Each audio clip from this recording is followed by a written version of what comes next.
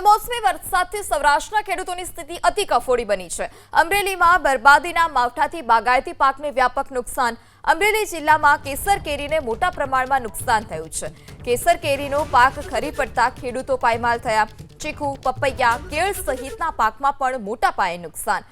કમોસમી વરસાદથી ખેડૂતોની મહેનત પર પાણી ફરી વળ્યું। સરકાર સર્વે કરી સહાય ચૂકવે તેવી માંગ છે। ખેતરમાં ઊભા પાકની સાથે પાથરા પણ પલળી ગયા।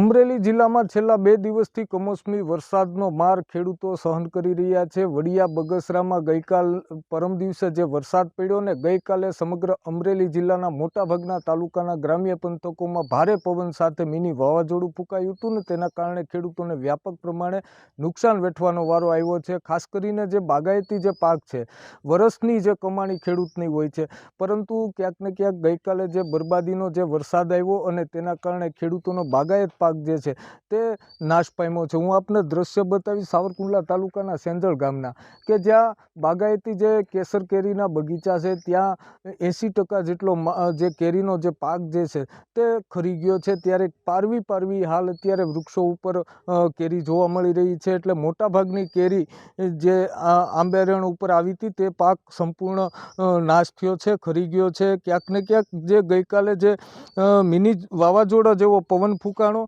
અને બાગાયતી પાકને વ્યાપક નુકસાન પહોંચ્યું છે। એટલે જે પ્રમાણે ગઈકાલે જે વરસાદ પડ્યો તેના કારણે બાગાયતમાં કેસર કેરીના બગીચાને નુકસાન પહોંચ્યું છે, પોપૈયાને નુકસાન પહોંચ્યું છે, કેળને નુકસાન પહોંચ્યું છે। એટલે જે પ્રમાણે ગઈકાલનો જે વરસાદ હતો ક્યાંક ને ક્યાંક આ વરસાદ ખેડૂતો માટે બરબાદીનો વરસાદ હોય તેવું હાલ લાગી રહ્યું છે। હરેશ ખુમાણ, એબીપી અસ્મિતા, અમરેલી। જે છેલ્લા 3-4 દિવસની જે આગાહી છે એમ સમજો 80% ઉપર તો રહ્યું નથી। હવે 20% છે। હવે એમાંય 2-3 દિવસમાં શું થાય એ કાંઈ કહી ન શકાય। પછી આ વખતે એવું હતું કે જ્યારે શરૂઆતમાં વાતાવરણને કારણે થોડુંક આંબામાં આવરણ તો ઓછું જ હતું અને અત્યારે વધારે નુકસાની થઈ છે।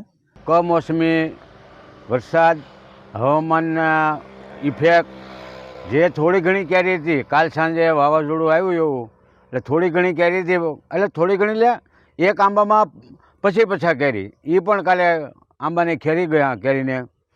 દર વર્ષે વાવાઝોડું ને વરસાદ ને પવન ને હોય ને અતિશય નુકસાન થાય છે। ને આ વખતે કાલે આવ્યો વરસાદ ને પવન એટલે બધી કેરી ખેરી નાખી 80% 90%। અને દર વર્ષે આવું ને આવું રહેતું હોય છે। અને મોંઘા ખર્ચાગર જીવામૃત ને ગોળ ને દૂધ ને એવો દવાઓ છાંટતા હોય।